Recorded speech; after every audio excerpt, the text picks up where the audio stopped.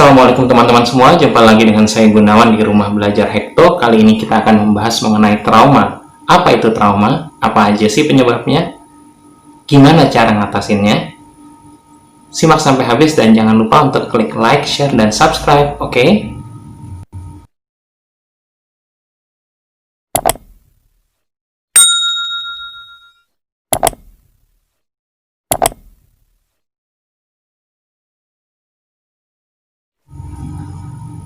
Trauma.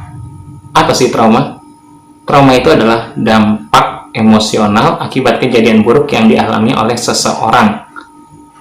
Contohnya, misalnya, bila seseorang itu mengalami KDRT atau kekerasan dalam rumah tangga, mengalami kecelakaan, menyaksikan kecelakaan, korban bullying, dan semacamnya. Nah, penyebabnya itu apa?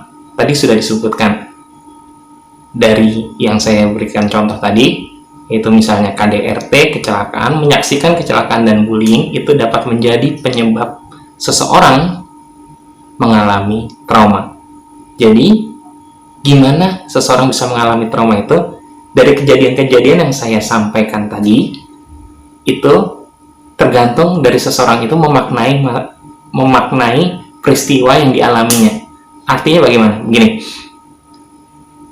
orang mengalami bullying, kalau dia memaknai peristiwa itu sampai ke sampai ke dalam batinnya, dan dia benar-benar merasa goncang karena peristiwa itu, bisa jadi dia trauma. Orang melihat kecelakaan, melihat ya, bukan yang mengalami, melihat kecelakaan di depan matanya, entah itu misalnya dia melihat orang tabrakan sampai terpental, melihat orang kecelakaan sampai kakinya remuk, bisa jadi trauma, bisa jadi tidak, tergantung dia memaknainya itu tadi. Contoh, misalnya, kalau orang mengalami kecelakaan, bisa jadi dia trauma. Dia takut mengalami kecelakaan itu lagi sampai terekam dalam memorinya, teringat, terkenang-kenang, sampai dia ketakutan. Itu akhirnya bisa melahirkan trauma. Kalau berkelanjutan, itu disebut dengan kondisi post-traumatic stress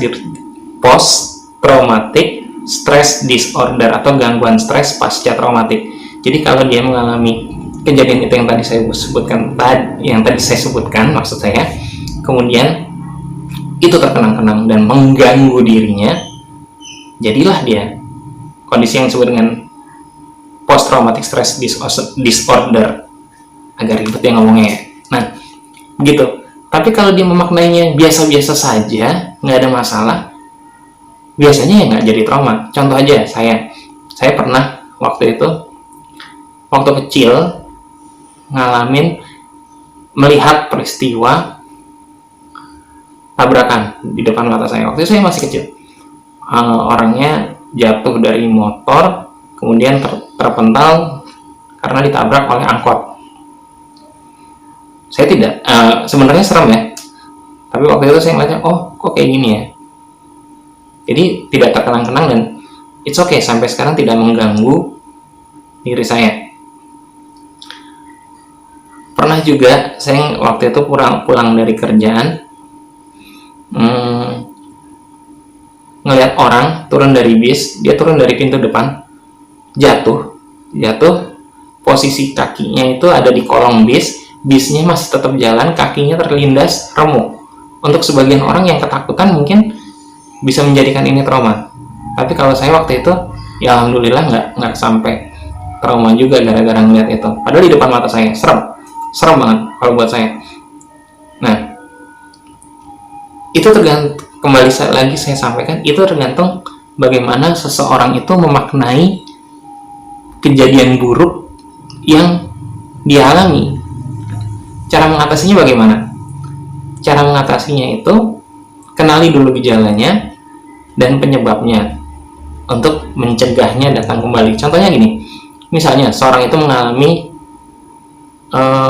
kecelakaan fisik, katakanlah akhirnya tadinya dia bisa jalan, karena kecelakaan itu dia nggak bisa jalan, dia malu, dia minder, dia menarik diri. Tadinya dia sosialisasinya bagus, dia gaul, dia kumpul. Nah, karena kejadian itu dia trauma, mengakibatkan trauma dalam dirinya, akhirnya dia menarik diri, nggak mau kumpul-kumpul. Gejalanya dalam menarik diri, penyebabnya karena dia tabrakan. Akhirnya dia nggak berani, nggak mau kumpul-kumpul lagi, takut mengalami itu. Akhirnya dia merenung diri di rumahnya, nggak kemana-mana. Terus gimana dong atasinya? Ya dibawa ke psikolog bisa, atau terapi obat juga bisa.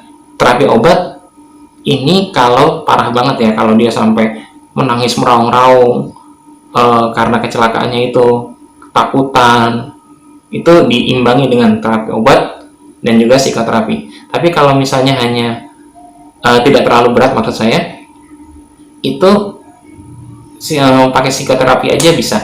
Atau bahkan oleh teman-teman terdekat dan keluarga terdekatnya pun diberi support, diberi dukungan, dikasih masukan, itu juga traumanya juga bisa hilang.